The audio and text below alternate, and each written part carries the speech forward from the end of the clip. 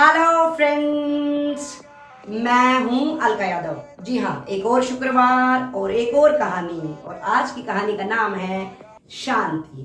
एक बार की बात है, एक बार भगवान विष्णु सभी इंसानों को, सभी प्राणियों को कोई ना कोई चीज बांट रहे थे। किसी को सुख सुविधा दे रहे थे, किसी को और कुछ चीज दे रहे थे। और इस वाक्या को उनकी धर्म पत्नी लक्ष्मी जी देख रही थी। लक्ष्मी जी ने क्या देखा कि कोई ना कोई एक चीज भगवान ने अपने पैरों के नीचे छिपा ली है। उसके बाद भगवान विष्णु सबको चीज बांटते जा रहे थे, वस्तुएं अलग अलग तरह की देते जा रहे थे और सब लोग बहुत ही खुशी खुशी उस चीज को अपने घर की तरफ लेते हुए जा रहे थे। जैसे ही वहां से सभी चले गए तो लक्ष्मी जी तुरंत ही अपने पति के पास आई और उन्होंने कहा कि हे प्रभु, आप मुझे बताइए, आपने अपने पैरों के नीचे क्या छिपा रखा है। मैं बहुत देर से देख रही थी और मैंने ये देखा कि आपने बहुत सारे लोगों को बहुत ही अच्छी अच्छी चीजें दी हैं, लेकिन ऐसी कौन सी वस्तु है जो आप दूसरों को नहीं देना चाहते थे, या यूं कहूं कि वो आपने क्यों छिपाई है, इसका मुझे रहस्य जानना है और आप मुझे बताइए।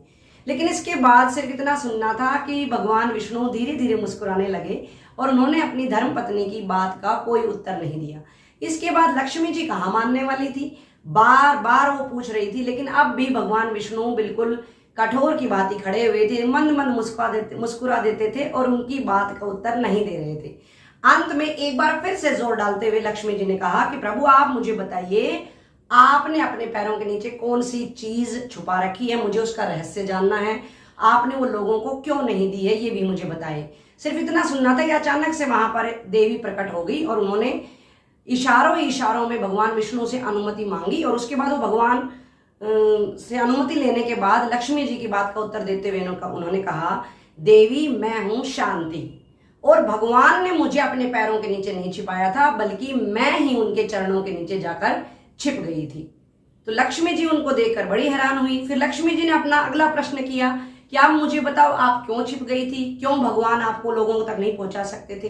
तो शांति ने कहा कि भगवान ने लोगों को सुख सुविधाएं दे दी हैं, बहुत सारी भौतिक वस्तुएं दे दी हैं, बहुत सारा सामान दे दिया है, लेकिन मैं केवल और केवल उसी व्यक्ति के पास जाऊंगी जो क्रोध, लालच, इस तरह के जो विचार हैं, दूसरों का बुरा करना, इस तरह के कुकर्मों से आजाद होगा, जो सदकर्म करेगा और जो ईश्वर को हर रोज याद करेगा और ईश्वर को प्राप्त करने के लिए दिन प्रतिदिन जितना वो अपने अच्छे काम करेगा, ईश्वर की तरफ वो जितना अग्रसर होगा, उसी को ही मैं मिल सकती हूँ। सिर्फ इतना सुनना था और लक्ष्मी जी को समझ आ चुका था कि सभी प्राणियों को शांति नहीं मिल सकती है।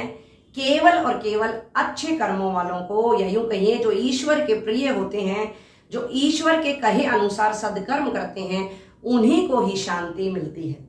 तो देखा बच्चों और दोस्तों, इस कहानी के माध्यम से मैं भी केवल और केवल यही कहना चाहूंगी कि शांति सबको नहीं मिल सकती है। भले ही आप कितनी सुख सुविधाएं ले लें, भले ही आप कितनी भौतिक वस्तुएं जुटा लें, लेकिन अगर आपके मन में शांति नहीं है तो आप किसी भी तरह से आराम से, शांत मन से, चैन से जीवन जी नहीं सकते हैं।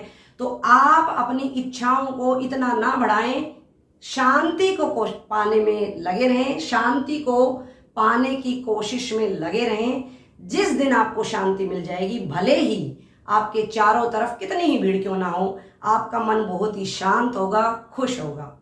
तो दोस्तों, शांति की राह पर चलते रहिए, शांति को लाने की, पाने की कोशिश में जुटे रहिए। और हाँ, मेरी कहानियां सुनना ना भूलिएगा, और अगर पसंद आती है तो लाइक करें और यूं ही कहानियां देखते रहें, मेरे साथ बने रहें।